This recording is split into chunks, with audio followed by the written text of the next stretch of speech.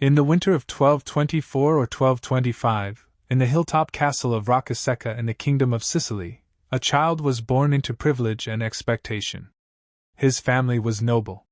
His father, Count Landulf of Aquino, was tied to the emperor. His mother, Theodora, came from a line of power and ambition. This boy was named Thomas. No one imagined that this quiet child would one day shape the intellectual structure of Western Christianity. They imagined something else. They imagined he would become an abbot, perhaps of the famous Benedictine monastery of Monte Cassino, a place of wealth and influence. It would bring prestige to the Aquino family. From early childhood, Thomas was sent there as an oblate, entrusted to the monks for education. And there, beneath the shadow of the ancient monastery founded by Saint Benedict, Thomas began asking questions. Not childish questions. Big ones. What is God? The monks were struck by his seriousness. While other children ran through courtyards, Thomas would sit quietly, reflecting. His mind was not loud, it was deep. As political conflicts forced the monks to leave Monte Cassino for a time, Thomas was sent to study in Naples. There, the world opened before him. Naples was alive with new intellectual currents. Translations of Aristotle were entering Europe from the Islamic world. Scholars debated logic, metaphysics, and natural philosophy. The air was electric with ideas. It was here that Thomas encountered something unexpected: the order of preachers, the Dominicans. The Dominicans were different. They were not wealthy monks in fortified monasteries. They were mendicants, poor, mobile, devoted to preaching and study. They walked barefoot through cities, carrying books and begging for food. Thomas was captivated. Against every noble expectation, he decided to join them. When Thomas's family heard of his decision, they were horrified. A noble son, a beggar? This was not the plan. As Thomas traveled north to continue his studies with the Dominicans, his brothers intercepted him. They kidnapped him and brought him back to the family castle. There, he was confined for nearly a year. They tried persuasion first. Promises of prestige. Promises of influence. Promises of comfort. Thomas refused. Then came temptation. According to a long-standing tradition, his brothers sent a woman into his room to seduce him, hoping to break his resolve. Thomas reportedly drove her away and seized a burning log from the fireplace, tracing a cross on the wall as a declaration of his commitment to chastity. Whether embellished or not, the story reflects something true. His decision was not impulsive. It was immovable. Eventually, his family relented.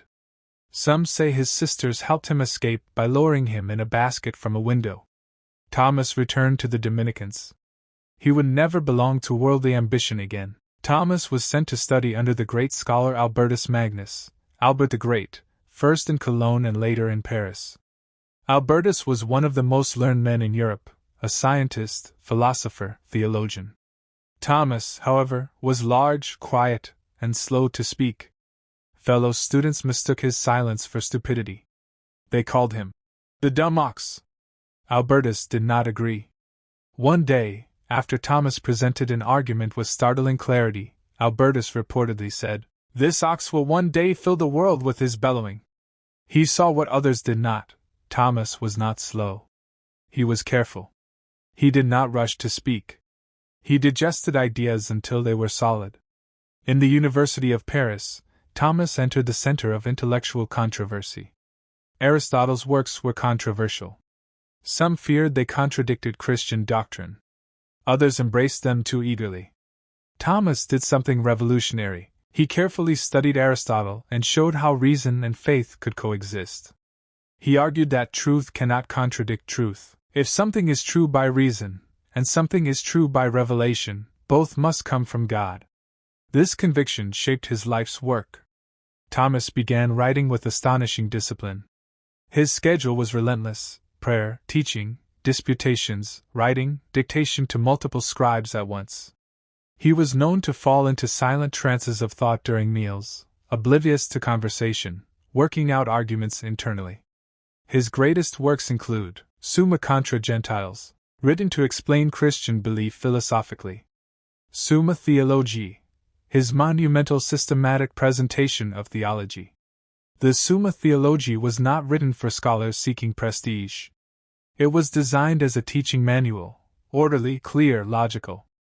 Every question followed a structure, objections, a contrary position, Thomas's answer, replies to objections.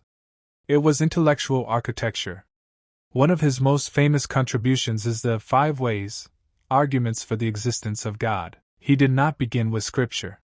He began with observation, motion, causation, contingency, degrees of perfection, order in nature. From these, he reasoned toward the necessity of a first cause, an unmoved mover, a necessary being, what we call God. Thomas did not claim these arguments explained everything about God.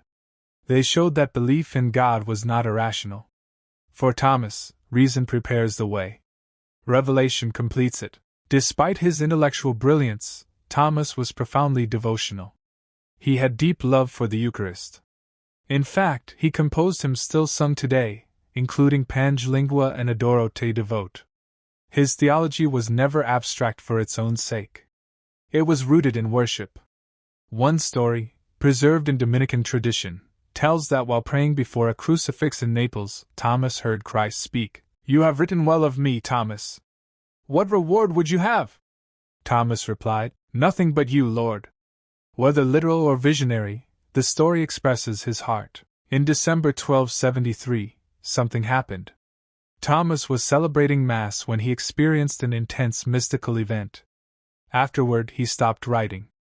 His secretary, Reginald of Piperno, urged him to continue the Summa Theologiae, which remained unfinished. Thomas replied, "I can write no more. All that I have written seems like straw compared to what I have seen." This was not self-hatred. It was perspective. The greatest intellectual system of the Middle Ages, and its author now felt its limits before divine reality. He had not rejected theology. He had encountered its source. In early 1274, Thomas was asked to attend the Second Council of Lyons. Though ill, he obeyed. On the journey, he struck his head against a tree branch while riding and became increasingly sick. He was taken to the Cistercian monastery of Fossa Nova. There, surrounded by monks, he received the Eucharist and made a final profession of faith. He died on March 7, 1274, at about 49 years old. He left the Summa Theologiae unfinished. Perhaps fittingly. Thomas was canonized in 1323. Centuries later, the Church would name him a Doctor of the Church. His thought became foundational for Catholic theology, especially during the Council of Trent and later in the revival of Thomism under Pope Leo XIII. Yet Thomas himself never sought influence. He sought clarity. He believed. Grace perfects nature. Faith and reason are allies. God is pure act, being itself. Human beings find fulfillment in union with God. He was not cold or mechanical, as some imagine. His system was warm with conviction that reality is intelligible because it comes from an intelligent creator.